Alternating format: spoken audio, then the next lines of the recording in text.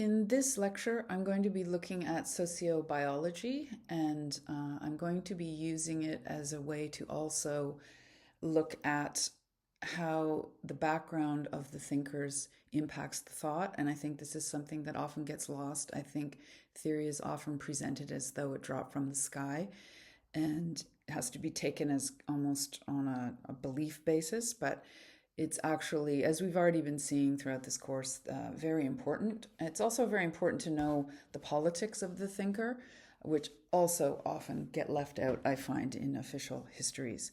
So sociobiology is a very good example of this and how it emerges from a very specific context and time in history. So this approach to social theory emphasizes biology, and so the idea of genetics and so on. And most of you are probably too young to remember the Human Genome Project, but there was the idea that once we could look at DNA, we would be able to understand, for instance, all diseases, mental and physical.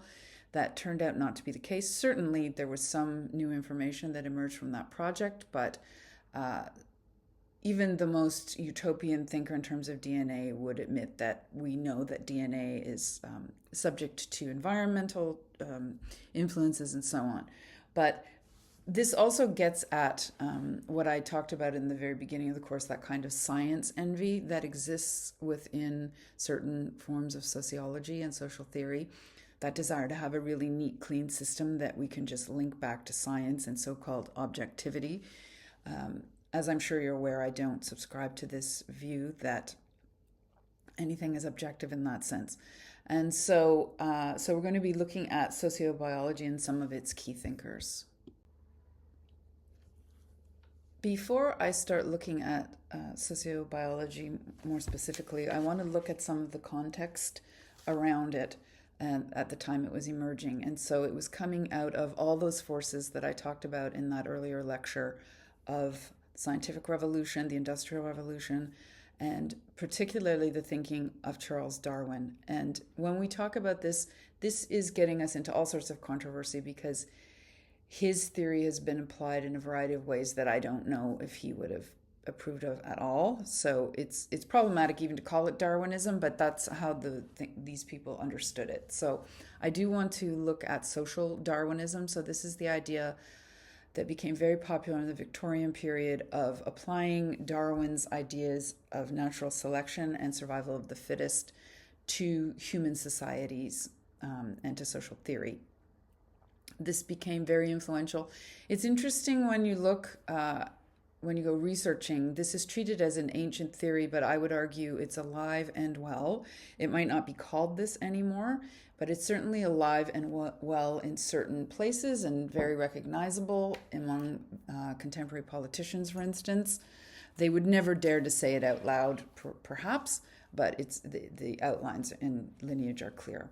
So as I said, this is the attempt to use the ideas of Charles Darwin in social contexts. And again, so applying what were considered to be scientific theories to social life of human beings. So this approach is particularly associated with the British philosopher and scientist Herbert Spencer. It's thought that he coined, or at least popularized, the theory of survival of the fittest, both biologically and culturally. Now, I'm hoping that you can see, certainly from my point of view, how incredibly dangerous this is as an idea if you really seriously try to apply it to society. So this is the idea that only the strong survive, both biologically, and from this point of view, that's a good thing. It takes the weak out of the genetic pool, but also culturally. And so we start down the slippery slope here. This is obviously coming out of a time when Britain was colonizing the world and dominating a variety of other cultures and religions. And so to use this theory as scientifically objective becomes highly problematic. So basically, it can be argued then that the British Empire is the survival of the fittest and that these other cultures have to assimilate to this dominant culture. I'm simplifying here, but certainly it can be used in a variety of settings in a very problematic way. So if we follow logically then, and this did in fact happen for many thinkers like Spencer, What this becomes, and again, this is never stated explicitly, what this often becomes is an attack on the traditional ideas of philanthropy and social welfare. So this idea that fitness comes to mean those who competed and adapted and dominated. So there's no moral framework whatsoever. And so we can see this coming into the economic sphere, and often Adam Smith is used. Again, we talked about this earlier, that he again is often misused because he did have a moral framework, but it gets taken out of its context. And the idea that even economically, those who dominate, those who get ahead in the material realm are then superior, and so they deserve to dominate. And so you can see how this has affected, this has been, I think I mentioned, much more influential in the United States. In Canada, the social gospel movement kind of stopped some of the more egregious aspects of this way of thinking from really taking hold. And I think we can see that in the difference between American and Canadian culture, where there is still, I mean, it's under a huge amount of pressure, but a belief in the social safety net, universal health care, and so on in Canada. So, often the example of the Gilded Age is used, although apparently we've moved, in the United States, they've moved beyond the Gilded Age in terms of wealth inequality. But the Gilded Age used to be used as an example of this idea of the robber barons, and the idea that if you get ahead and you work hard and you dominate, quote unquote, people, then that's just nature. That's just the way it is. That's the survival of the fittest. So this clearly questions traditional Christian or even just humanitarian ideas of philanthropy, care for the vulnerable. And so many, I'm not saying all, but many of the people that were backing these kinds of thinking were coming out of an atheist point of view, and so they were rejecting traditional moral systems of religion, which often emphasize taking care of those who are weaker or who are in need.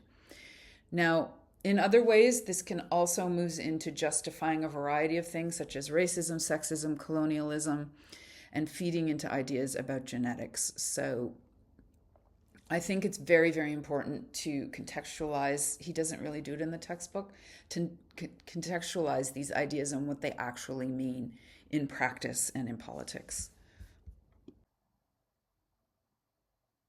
The founding figure within sociobiology is the American scientist Edward O. Wilson, who was born in Alabama in the United States in 1929. And again, just flagging this, I think it's very important to note his location. So he would have been living in a society that was the Jim Crow South. I don't think that's a coincidence either. I also don't think it's a coincidence, as I've noted, that the people who are benefiting from these systems are often the ones saying these systems are inevitable and they're scientific and they're objective. But I don't want to simplify this too much. He was actually, as I said, a biologist, and so apparently the foremost authority on ants. And so we're told he was a proponent of sociobiology, the study of the genetic basis of the social behavior of all animals, including humans. And so this is very much coming out of the way many scientists have interpreted Darwin, that human beings are simply animals. We're no different than any other animal. I'm obviously not disputing the biological basis of human beings as mammals, but certainly most thinkers like Durkheim and Weber would say we're so influenced by culture, it makes us something very unique. But Wilson rejects this, and so he brings forward this idea that most of human evolution happened during the time when human beings were hunter-gatherers. Now, I'm going to problematize this, and I will attach something to this section where this has been largely disproved. But at the time that he was writing, he was postulating this idea that everything about us was already predetermined when we were hunters and gatherers. And so according, as it states on your textbook on page 53, sociobiologists believe that if people were raised in total isolation, they would still develop many of the traits, a language, rules about incest, taboos, property rights, courtship practices, myths and legends, dancing, etc. So we're already hitting a problem here. So I think we know this is not true, that if a person is not raised in any way within a culture, they're not going to, in my understanding from psychology, they're not going to develop very much of any of this, not even a proper language. So, because human beings are so innately social and so much is based on your relationship to your parents and attachment and so on. But this, I'm just presenting his theories.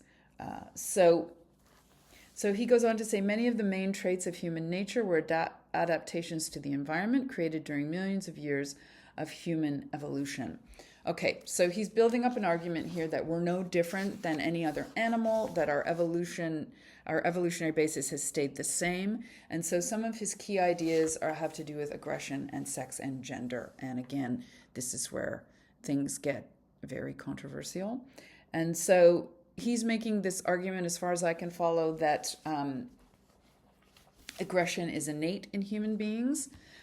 Because of defense and conquest of territory, assertion of dominance, sexual aggression, so on. And this gets built out by other sociobiologists that follow by particularly focusing on male aggression and seemingly arguing that it has this genetic basis, and so basically saying you can't change it.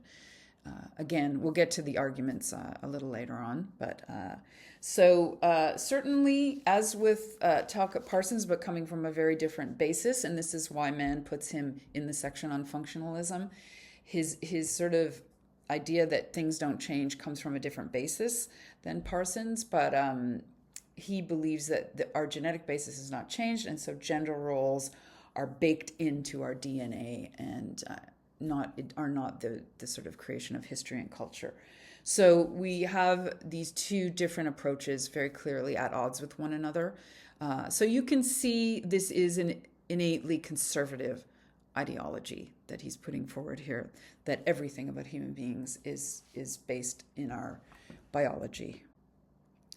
So just to recap, Wilson believed that most human traits were developed when human beings were hunter-gatherers. And again, at the beginning of this chapter, Mann asks you to try to think yourself back. And we can see how challenging that would be and how much of this becomes a kind of a fantasy. And there were actually some popular books written on this topic. I remember when they came out, and it became kind of, you'd hear everybody talking about it. And that this explains why men don't like shopping. Women like shopping for baskets and cushions because they're nesting, and this goes back to their time as gatherers and so on. Now, I don't want to overstate here. Obviously, there is a biological basis to human beings, and we can discuss this in the discussion boards. To what extent you believe this influences human behavior? Is it 50%? Is it 100%? Is it less than that? But certainly, Wilson falls on the side that there's much more of this is biological, if not all of it. And so, as I said, he argued that sex-gender differences were based in biology, not culture. And so this rejects what we would call social constructionist ideas, that human beings are shaped by culture rather than just genetics. Many social constructionists don't make those kind of claims that it's 100%. So I think we have to have a nuanced view of this and see that Wilson is somebody who falls into very close to 100% that the biological basis of human culture. I did want to look at, just very briefly, at Richard Dawkins, who is within this kind of larger grouping of, I don't know if he would call himself a sociobiologist, but certainly a very similar approach. And so he's English, born in 1941, and he's also been one of the most vociferous atheists out there that believes that religion is a very negative force within society. And so, again, promoting this idea of science and objectivity and so on. And so he wrote a best-selling book called The Selfish Gene. And so he looks at Darwin's theories, but through the lens of genetics, and that all a human being is trying to do is pass on their genetics. And that's the basis of all human society. And so you can see from the title of the book the idea that this is a fundamentally selfish thing, that we only take care of others because, for instance, they're related to us and they carry our DNA. And so if we take it to its logical conclusions, there's no idea of altruism. Everything is selfish. So I think you can see pretty clearly we need to engage the hermeneutic of suspicion with all thinkers, that this is his view of the world, which he's calling scientific and objective, but that you could see how this can immediately be used within a political setting or an economic setting to argue for instance, cutting of welfare. I'm not saying Dawkins advocated for that, I don't know, but certainly I'm sure you have met people, I've certainly met many people who use this argument that we're just animals, we're just selfish, that's just the nature of society, and so why fight against it? Why talk about things like philanthropy and altruism?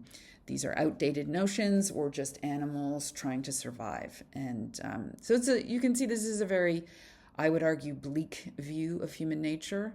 I've had discussions with people about this. Of, how do you explain somebody like Terry Fox? They'll always come up with something, but certainly we can see the ways this could be used. I'm not saying Dawkins himself did that, but certainly the people that read it, for many of them, they see this as a kind of, and I've heard this from people when you talk about cutting welfare systems, that, when you ask the question, well, what becomes of these people? There's a kind of silence. It's just like, well, that's the survival of the genetic material that should survive. It's a very, I think you could argue it's a very cruel way of looking at the world, that's, dressed up within science and objectivity. And so we come now to what's been called the sociobiology wars, and this he doesn't really cover in your textbook, so I did want to include it. So this idea that ideas aren't just sitting out there, people are discussing them and arguing them, and they have direct implications on economics and politics and how people understand their lives. And so we see a huge debate and discussion around these ideas that, as I said, started to come into popular culture. And so really the issue at the center is there such a thing as quote unquote human nature? And we can talk about this in the discussion boards. This has been a discussion for forever. Is there something innate, some essential thing that's human nature that can't be changed? And obviously you'll have your own opinions about that. Is it fixed and determined by genetics, or is it created by culture, or is it an interaction between both? And directly linked to this are the ideas around sex roles. Are they adapted and determined by genetics? And so I noticed in your textbook, Mann talks about how there's never been a culture that was not run by men. That's not correct. Anthropology has been much better on this topic because they actually go into the field and study cultures. And there are, in fact, I'll just give an example, the Nayars of India, which both the Muslim powers that came in and the British Christian powers that came in tried to erase this from the historical record, but they were a matriarchal society. Basically, I'm not saying the men didn't have power, but the women were at the center of it. So we have to be very careful with our history here, that it isn't just a kind of a mythical fantasy of the thinker, which is very typical of all of us. So I think it's very important to look at history and anthropology when we make these statements. And so this is an ongoing issue. Sociobiology is alive and well. There are many people that work in this field. They have their own journal. And so this is an ongoing discussion and argument. I'm going to end with looking at the work of R.A. Fisher, who has been pushed mostly into the background in sociobiology because he's, I assume, some kind of an embarrassment. But that this really highlights these issues that I'm wanting us to look at. So he's referred to as the father of statistics. He's British or a British polymath, and he pioneered the application of statistical procedures to the design of scientific experiments. So he's very much associated with statistics and how statistics can be used in sociology and social theory. And he felt that statistics could work with Darwin's ideas of natural selection. So again, I find it disturbing that in the Encyclopedia Britannica, when they're looking at Fisher, they don't mention any of this that I'm going to be talking about. They just talk about his career. Again, this myth that people just are objective and scientific. So we know he was actively involved in ideas around eugenics, and some of you will know that this was a very, very popular idea that came out of the Victorian period. It's generally presented as being discredited, I don't know about that. I think it has been largely discredited after Nazi Germany, but it's certainly it still lives on within certain threads of sociobiology. And so it was the idea of improving human populations and the genetic quality of human populations. And some of you will know this was practiced in countries like Canada, often on Indigenous populations or on people with mental disabilities.